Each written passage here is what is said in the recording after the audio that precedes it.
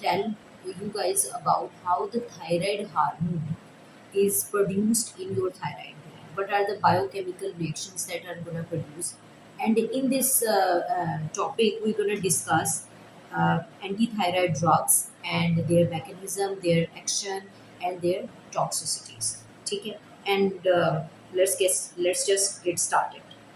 Okay, so this is the very good diagram in the Kedzen.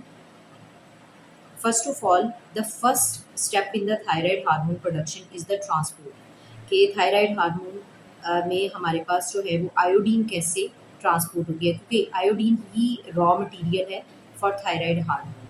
ठीक है, thyroid hormone हमारे पास दो तरह के होते हैं, एक T3 होता है और एक T4 होता है. T3 जो है it's the T3 is the liothyronine, ठीक है, एंड T4 इज द लीवोथायरॉक्सिन. ठीक है, मैंने इसको इस तरह याद रखा हुआ है कि लीवो के अंदर जो है एक तो 4 लेटर्स हैं इसलिए ये T4 है, और लियो के अंदर 3 लेटर्स हैं इसलिए T3 है. और थायरॉक्सिन और थायरोनिन का जो डिफरेंस है वो मैंने इस तरह इसको जहन में रखती हूँ कि V and it can be converted into X. ठीक है, तो थायरॉक्सिन, लीवो थायरॉक्सिन. ठीक है, तो बाकी जो है वो थायरोनिन आ जाए. Okay, then first of all सबसे पहले जो है पहला स्टेप जो है वो हमारे पास आयोडीन आयनेटेड फॉर्म के अंदर जो है वो ट्रांसपोर्ट होती है, एक्टिवली ट्रांसपोर्ट होती है इनटू द थायराइड ग्लैंड. ठीक है, बाय अ ट्रांसपोर्टर. ठीक है, तो एक्टिवली ट्रांसपोर्ट होने का मतलब ये है कि आयोडीन जो है वो ग्लैंड के अंदर ज़्यादा है और जितनी भी ब्लड के अंदर हमारी फूड से इनटेक होता है वो एक्टिवली ट्रांसपोर्ट होती है into thyroid gland.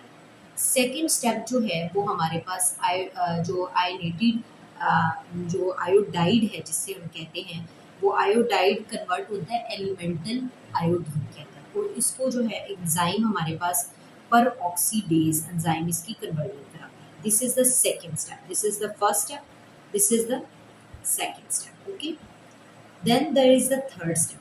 Third step में क्या होता है, उससे पहले एक प्रोटीन होती है जिसे हम कहते हैं थायरोग्लोबुलिन. थायरोग्लोबुलिन जो है वो प्रोड्यूस होती है हमारे पास थायराइड ग्लैंड के अंदर. ठीक है, थायराइड ग्लैंड के अंदर ये प्रोड्यूस होती है. ठीक है, वहाँ पे क्या होता है हमारे पास टायरोसिन्स पड़े होते हैं, इसके पास अंदर जो है वो टायरोसिन के मॉलिक्यूल्स होते हैं. ठीक है, और आयोडीन इन मॉलिक्यूल्स के ऊपर आके लग जाती है. ठीक है, जब ये लग जाती है तो इस स्टेप को हम कहते हैं आयोडीनेशन ऑफ टायरोसिन मॉलिक्यूल, या अदर नेम इज ऑर्गेनिफिकेशन.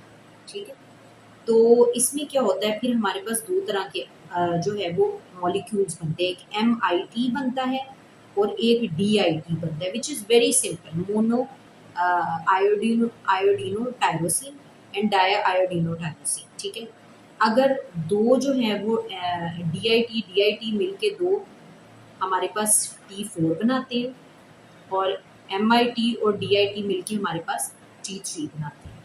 फिर उसके बाद ये थायरोग्लोबुलिन के ऊपर जो है ना वो आयोडीन लगी हुई होती है. अब ये हमारे पास स्टोर हुआ होता है थायराइड ग्लैंड के अंदर. फिर इस थायरोग्लोबुलिन की प्रोटियोलिसिस होती है, मतलब जो है वो टूट टूट के थायराइड जो है हमारे पास T3 T4 थायराइड हार्मोन जो है वो ब्लड के अंदर रिलीज होता है. ठीक है, तो हमारे पास टोटल जो है वो कितने स्टेप है, 4 स्टेप.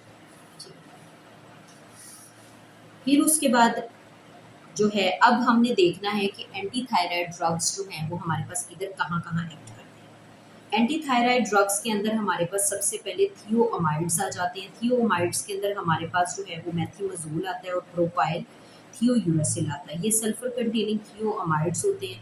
अब ये कहाँ कहाँ पे एक्ट करते हैं, ये हमारे पास पर oxidise catalyse reaction, iodination of the tyrosine residues of the thyroglobulin, और कपलिंग ऑफ DIT और MIT, ये हमारे पास जो है वो सेकंड से लेकर सेकंड स्टेप और थर्ड स्टेप पे एक्ट करते हैं. ठीक है, ना ये फर्स्ट स्टेप पे एक्ट करते हैं which is the Uptake, and ना ये जो है वो उस पर एक्ट करते हैं रिलीज.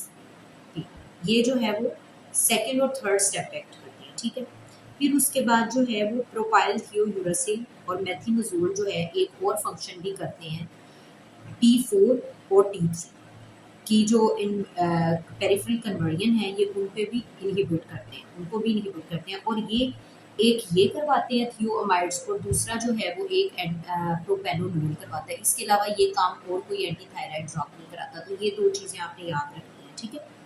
फिर उसके बाद जो है अब हमने देखना है कि थियोअमाइड्स जो हैं वो ऑलरेडी फॉर्म थायराइड हार्मोन को इनहिबिट, उसकी रिलीज को इनहिबिट नहीं कराते, ये मेनली प्रोडक्शन को इनहिबिट कराते हैं या कन्वर्जन को कराते हैं, ठीक है। तो इनका जो कॉन्सेप्ट ऑफ एक्शन है ये यूजली स्लो होता है, क्योंकि जो ऑलरेडी अगर कोई पेशेंट हाइपरथायराइडिज्म का है, थायरोटॉक्सिकोसिस के अंदर आता है, तो उसके अंदर फिर हम जो है ये इसका रैपिड ऑनसेट ऑफ एक्शन नहीं होता, इसलिए हम ये नहीं देते। इनका थोड़ा स्लो और प्रोलॉन्ग एक्शन होता है, ठीक है।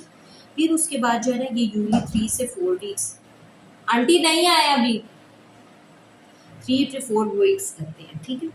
फिर उसके बाद जो है वो अब जो है थायोअमाइड्स जो है ओरल रूट से हम ले सकते हैं।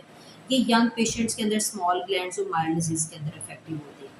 फिर उसके बाद जो है मेथिमोजोल यूजली प्रेफर किया जाता है हमारे पास नॉर्मली, लेकिन प्रेगनेंसीज के अंदर पीटीयू जो है वो हमारे पास प्रेफर किया जाता है, क्योंकि मेथिमोजोल जो है वो प्लेसेंटा और ब्रेस्ट मिल्क जो है उसको इन्वॉल्व करके बच्चे के अंदर जो है वो हमारे पास टॉक्सिक इफेक्ट कॉज कर सकता है, ठीक है। तो पीटीयू, पी से प्रेगनेंसी एंड पी से पीटीयू, तो इसमें जो है वो हमारे पास ये दिया जाता है। फिर उसके बाद टॉक्सिक इफेक्ट्स जो हैं इसके क्या होते हैं। टॉक्सिक इफेक्ट्स में मेनली आपने याद रखना है कि ब्लड से इंक्लूडेड होते हैं। ब्लड में हमारे पास जो है वो वेसल्स, ब्लड प्लस वेसल्स का आपने टर्म याद रखना है, ठीक है। ब्लड वेसल्स, ब्लड में हमारे पास ए ग्रेन्युलोसाइट्स होते हैं, तो ये ए ग्रेन्युलोसाइटोसिस करता है। ब्लड में हमारे पास जो है वो प्रोथ्रोम्बिन एक प्रोटीन है वो होती है, तो ये उसका लेवल को डिक्रीज करता है, हाइपोप्रोथ्रोम्बिनीमिया करता है, ठीक है। फिर ये हमारे पास वेसल्स के अंदर वेस्कुलाइटिस करता है, मेनली इसका स्किन रिएक्शन जो है वो कॉमन होता है, ठीक है। तो हमारे पास आयोडाइड्स, अब जो नेक्स्ट है, थियोमाइड्स हमने पढ़ लिया है, अभी जो नेक्स्ट है वो हमारे पास आयोडाइड्स है। आयोडाइड साल्ट्स या आयोडीन, ठीक है। आयोडाइड साल्ट्स कहाँ कहाँ पे एक्ट करते हैं। ये आयोडाइड साल्ट्स जो हैं वो हमारे पास 3rd और 4th जो स्टेप है उन पे एक्ट करते हैं। ये हमारे पास जो ऑर्गेनिफिकेशन है थायरोग्लोबुलिन की उस पे एक्ट करते हैं, और प्रोटियोलाइसिस पे मतलब रिलीज पे भी एक्ट करते हैं, ठीक है। और साथ ये एक इनका इम्पॉर्टेंट है कि ये जो है ना साइज और वास्कुलरिटी ऑफ हाइपरप्लास्टिक थायराइड ग्लैंड को भी कम करते हैं। ये एमसीक्यू भी आता होता है कि विच directly effect on the size and vascularity of hyperplastic, ये साइज को भी रिड्यूस करते हैं, ठीक है। फिर उसके बाद यूजुअली चूंकि ये रिलीज को इनहिबिट करते हैं, प्रोटियोलाइसिस जो है उसको इनहिबिट करते हैं, तो इसलिए इनका एक्शन जो है वो ऑनसेट ऑफ एक्शन जो है वो यूजुअली फास्टर होता है देन थियोअमाइड्स की रिस्पेक्ट, ठीक है। फिर उसके बाद लेकिन इसका एक ड्रॉबैक ये है कि इनके इफेक्ट्स जो हैं वो ट्रांजिएंट होते हैं, और थायराइड ग्लैंड जो है आयोडाइड जो ब्लॉक होता है, जो उसका प्रोटियोलाइसिस पे लगा होता है, वो यूजुअली उससे निकल आता है सेवरल वीक्स ऑफ ट्रीटमेंट। तो इसका ऑनसेट भी रैपिड है, लेकिन इसका इफेक्ट भी ट्रांजिएंट है। थियोमाइड्स का इफेक्ट जो है वो प्रोलॉन्ग्ड इफेक्ट है, लेकिन ग्रेजुअली ऑनसेट है, ठीक है। फिर उसके बाद जो है इसमें हमारे पास लुगनोल सोल्यूशन आता है और पोटाशियम आयोडाइड आता है। लुगनोल सोल्यूशन में आयोडीन प्लस पोटाशियम आयोडाइड होता है, ठीक है। एडवर्स इफेक्ट में हमारे पास जो है वो रैश है, ड्रग फीवर है, मेटालिक टेस्ट है, ब्लीडिंग डिसऑर्डर्स है, एनाफिलेक्टिक रिएक्शंस है, लेकिन they are not that important. फिर उसके बाद हमारे पास जो है वो रेडियो एक्टिव आयोडीन है। रेडियो एक्टिव आयोडीन जो है ये हमारे पास ये बहुत टॉक्सिक होती है, ठीक है। इसलिए ये हमारे पास यूजली यूज़ होती है यूजली हमारे पास जो है ये इस वजह से यूज़ होती है थायरोटॉक्सिकोसिस के अंदर विदाउट सर्जरी, क्योंकि ये ग्लैंड को ही बर्न आउट कर देती है। और थायरोटॉक्सिकोसिस में क्या होता है कि ग्लैंड जो है वो थायराइड हार्मोन एक्सेसिवली प्रोड्यूस कर रहा होता है और उसका एक्सेसिव इफेक्ट आ रहा होता है, इसलिए अगर विदाउट सर्जरी जो है वो हमारे पास इसका परमानेंट है ये इसका इफेक्ट, ठीक है। तो ये प्रेग्नेंट और नर्सिंग वुमेन के अंदर यूज होता है। फिर उसके बाद एनाइन इनहिबिटर्स आ जाते हैं। एनाइन इनहिबिटर्स का मतलब ये है कि एनाइन है वो, और ये इनहिबिट करते हैं पहले स्टेप में, पहले step which is the Uptake of iodine into the thyroid gland, और ये उस ट्रांसपोर्टर के साथ एक्टिवली आयोडीन के साथ कम्पीट करते हैं, ठीक है, और वहाँ पे जाके ये लग जाते हैं उस आयोडीन ट्रांसपोर्टर में, और इसमें जो है वो थियोसाइनेट आ जाता है और परक्लोरेट आ जाता है, ठीक है। Their effect is unpredictable and perchlorate का बस आपने याद रखना है कि this causes the aplastic anaemia, just to be on the safe side. Other drugs में हमारे पास जो है वो थायरोटॉक्सिकोसिस की ट्रीटमेंट में हमारे पास जो है वो बीटा ब्लॉकर का बड़ा इंपॉर्टेंट रोल है। बीटा ब्लॉकर जो है वो यूजली थायरोटॉक्सिकोसिस में हम देते हैं। एक तो ये जो टेकीकार्डिया और स्वेटिंग और ट्रेमर्स के अंदर इसका जो है वो रोल है। ट्रेकीकार्डिया और थायरोटॉक्सिकोसिस की अदर कार्डिक एबनॉर्मेलिटीज़ में ये हार्ट रेट को रिड्यूस करता है। और प्रोपेनोलोल जो है, और दूसरा ये है कि ये peripheral conversion of T4 to T3 ये भी कराता है अलोंग विद थियोमाइड्स। तो यू शुड ऑलवेज रिमेंबर कि thioamides and propranolol are the two. फिर उसके बाद जो है वो एक एंटी अरिथमिक ड्रग है, उसके बाद